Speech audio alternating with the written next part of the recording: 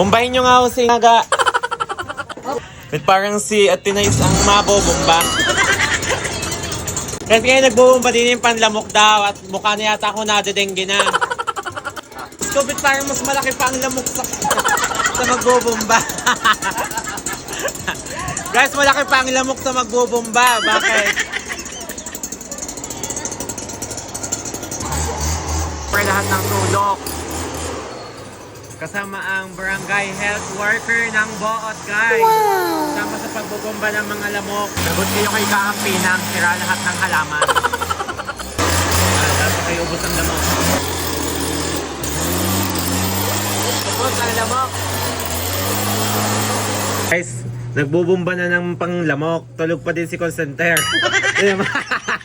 Ipabubomba pala kita dyan. Mukha ka din naman dengue. Guys, si call center buog na buog pa. Binagbubomba na ng panglamok. Mamay na mabubomba.